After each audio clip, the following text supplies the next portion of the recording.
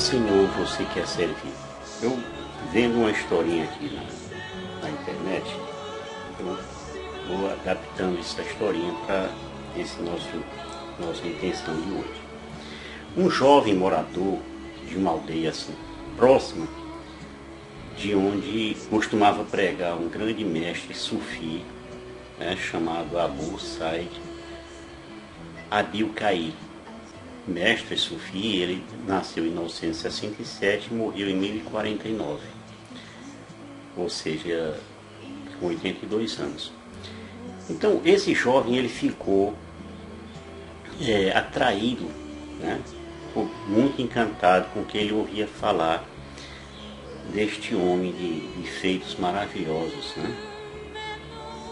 Os testemunhos que ouvia a respeito dele, os verdadeiros milagres, prodígios, né? Então, na verdade, milhares de pessoas vinham visitar e ouvir as sabedorias ditas nas suas pregações e os conselhos que ele dava a todos, né? Antes, porém, eu vou lhe explicar o significado de sufi. Sufi é o praticante ou o estudante do sufismo, né? E por sua vez é uma corrente mística, né, e contemplativa derivada do islamismo. Ainda que alguns estudantes defendam que já existia essa corrente mística antes mesmo do cristianismo e até mesmo antes do judaísmo, né? Pois bem, os seus praticantes eles são conhecidos como sufis ou sufistas, né? Não é surfistas, não é sufistas. Então eles buscam desenvolver uma relação íntima, direta e contínua com Deus. E para isso eles utilizam de cânticos, né, de música e dança, inclusive, né? Pois bem, a ordem Sufi Christi, embora esse Cristo aí não tinha nada a ver com Jesus Cristo, ela foi criada em 930. O fundador dessa ordem é Abu Jacques Chami, da Síria, né? Então, o nome dessa ordem ela vem da cidade de Christ, que fica no Afeganistão. Tá? Num belo dia, esse jovem se aproximou do mestre, Abu Said, né? E começou a elogiá-lo. E, entre os elogios, ele disse: o Senhor é o mais poderoso de todos os homens, porque pode caminhar nas águas de um rio, voar até a copa das árvores mais altas e mover-se do leste para o oeste em menos de um minuto. Aí, em seguida, ele disse ao mestre Sufi: deixe-me ficar aqui como seu servo para o resto da minha vida. O mestre Sufi olhou para ele assim com carinho, né? Do alto da sua experiência. Aí disse para ele: olha, nada há de interessante nessas coisas que você acabou de dizer. Os patos também andam sobre as águas. Os pássaros, eles voam à vontade, né? Acima, muito acima das árvores. O demônio também consegue ir de leste a oeste num minuto. Então não tem nada de tão extraordinário nisso, não. Aí depois, vendo que o jovem ficou assim meio pensativo e tal, o mestre disse para ele: se foi por causa disso que você veio até aqui, eu dispenso os seus serviços. Aí foi que o jovem ficou meio cabisbaixo. Então, percebendo isso, né, que ele ficou pensativo e tal, embaraçado e até mesmo desencantado, aí o mestre voltou para ele e disse novamente: meu jovem, essas coisas não têm nenhum valor. Elas apenas servem para educar a disciplina de um homem. Mas o jovem realmente está muito decepcionado, né? Ele achou que ele se oferecendo ia ser recebido com alegria, aquele negócio todo. Até mesmo, né, por ouvir do Sufi que tudo aquilo que ele tanto admirava era visto como uma coisa sem importância. O ídolo diz para ele: olha, não vale nada. esse mestre Abu Said continuou o ensinamento a esse jovem, né? E o jovem não saía de perto não, ficava por ali. Aí disse para eles, e você só deve honrar aqueles que, apesar de precisarem viver em condições muito difíceis, lutam dia e noite para defender o que acreditam. São caridosos com o próximo, casam e não se deixam abater pela dificuldade da vida em comum. Trabalham de sol a sol para conseguir o sustento da família e nunca se desesperam. Então o velho sábio, percebendo que o jovem estava processando todas aquelas gotas de sabedoria, continuou ensinando. Sempre que você encontrar uma pessoa desse jeito que eu lhe falei, procure servi-la por algum tempo, porque com certeza ela está precisando muito de ajuda. Eu entendo que aquele jovem virou a chave. Ele trocou a sua decepção inicial com o mestre pela alegria de compreender a quem deveria procurar e servir. E você, meu irmão? Como é que você entendeu essa lição? Com Jesus, nós temos várias passagens com histórias parecidas. Vamos ver na frente, tá bom? Jesus sempre olhava a multidão que seguia ele para onde ele ia, né? Com um olhar misericordioso. Jesus tinha empatia por aquele povo. Jesus sabia que pelo menos uns 95% daquela gente era pobre, para não dizer paupérrima mesmo, na miséria. Eram as pessoas excluídas. Eram excluídas por quê? Porque não tinha dinheiro, eram excluídas porque eram coxas, eram excluídas porque eram cegas, eram excluídas porque eram leprosos. E assim vai. Então essa sociedade burguesa simplesmente os mantinha longe, os mantinha na margem, nas estradas, nos cemitérios, né? Os outros 5% eram aqueles que tinham tudo. E que por ter tudo, eles se juntavam numa turminha só deles e passavam a manipular os pobres. Eram os ricos fazendeiros, né? Normalmente esses fazendeiros eram os saduceus. Eram os grandes comerciantes, ladrões. Era a classe sacerdotal que não tinha a menor noção do que fosse misericórdia. Eram os fariseus, os saduceus, né? Eram os formadores religiosos, né? Que atuavam nas escolas como os guias, né? Que eram os doutores e mestres da lei, os anciãos do povo. E por fim os romanos, né? Que também não dava a mínima para pobre, né? Então, essa classe dominante, que representa esses 5%, eles seguiam alternadamente Jesus.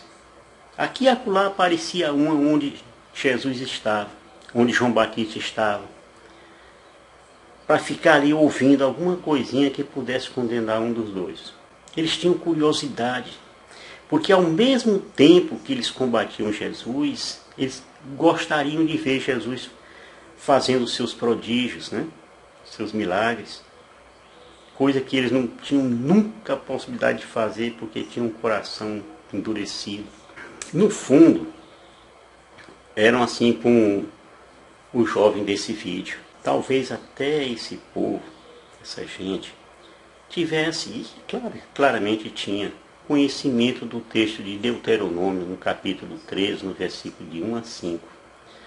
Eu não vou ler aqui, para não compridar muito o vídeo, mas depois você lê aí. Então, entre os judeus, no entanto, tem um ensinamento que diz o seguinte: você não precisa de um prodígio para poder ter fé. Se para provar a sua fé você precisar de um prodígio, então você não tem fé nenhuma. Vá para casa, vá fazer outra coisa. Quantas vezes você já foi na igreja, né, atrás da doutrina de Jesus? Quantas vezes você já foi na igreja ou num grupo de oração apenas porque ouviu dizer que um padre tal ou um pregador leigo fazia orações de cura, né? E lá tinha acontecido um milagre, essas coisas. Tudo bem. Eu até entendo a fraqueza a que nos submete uma doença ou um momento de angústia. Entendo quando é importante um testemunho de cura e libertação. Mas nesses casos, o fiel que testemunha, no fundo, está pregando o poder de Jesus. Sim, de Jesus. Porque somente o Senhor é que é o autor desses milagres e de qualquer prodígio que qualquer pessoa, como eu ou qualquer outro, possa realizar. Nós não realizamos por nós, então nós não somos dignos de vanglória. A vanglória é para Deus. Depois do benefício que a gente recebe, a gente deve começar a praticar a caridade. Você recebeu uma cura, você estava tão doente e agora está bom. Não fique achando que foi coincidência, não. Agradeça a Deus, gratidão é uma coisa boa. E faça como o mestre disse para aquele jovem, vá fazer caridade a quem precisa. Como Jesus ensinou aquela multidão, nós não devemos ir ao Cristo só pela cura, pelo pão. Receba a sua doutrina, porque a doutrina de Jesus é muito mais importante do que um ato isolado de cura. A cura, o prodígio é só um sinal. A doutrina fica, permanece. Foi o que Jesus disse até com certa tristeza. Se não virdes milagre e prodígios, não credes. Está em João 4, no versículo 48.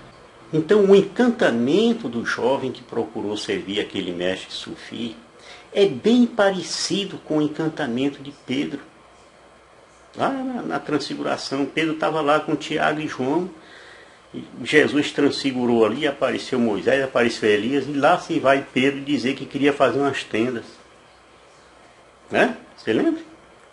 Mestre, é bom para nós estarmos aqui.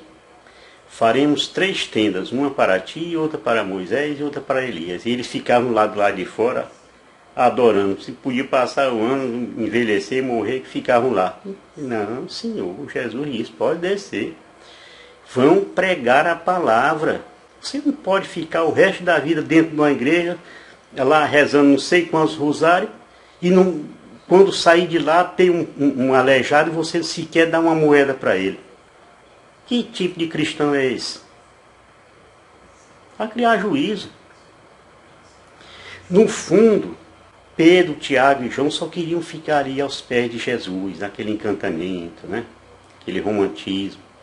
Você se alegra em Jesus? Você sente prazer na sua doutrina? Então não seja como tantos outros da multidão. Ponha em prática aquilo que Jesus ensinou. Faça ao menos 1% do que fez Madre Teresa de Calcutá. Faça ao menos 2% do que fez Santa Irmã Dulce dos Pobres. Faça ao menos 3% do que faz todo dia o Padre Júlio Lancelotti. Faça isso. Faça pelo menos 0,5% do que seja bom. Ame o seu próximo como fez o bom samaritano. Certo? Mude de atitude como fez Zaqueu ao encontrar Jesus. Cabe a pergunta: o que muda em nós quando temos um encontro pessoal com Jesus? Acontece o que? A sua conversão.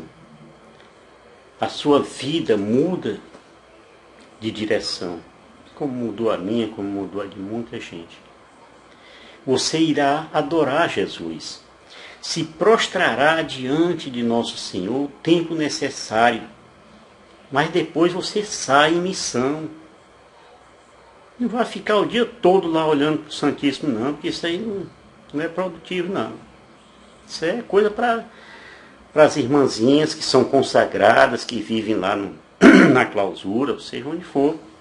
Mas não é coisa para quem é do mundo como nós somos. Ajudará os que precisam de conselho. Isso você fará. Você será um ombro amigo para quem está precisando, para quem está caído. Faça uma caridade. Mas não fique só olhando para cima ali, olhando, dizendo que está vendo Deus, procurando Jesus. Jesus está próximo de você, meu irmão. Jesus está no irmão doente, está no endividado, está naquele que está preso, está naquele irmão depressivo. Jesus está naquele que perdeu um parente próximo, que precisa de oração e consolo.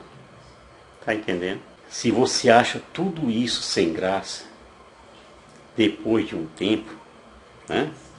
Você diz assim, puxa, eu acho que eu estou perdendo tempo nesse negócio. Ainda não chegou a sua hora de ter um encontro pessoal com o Senhor. Então eu lhe aconselho, cuidado com quem vai seguir. Diz-me com quem andas que eu te direi quem és. Não seja discípulo daquele que te faz prodígios, mas não é misericordioso. Sua carreira aí vai ser curta.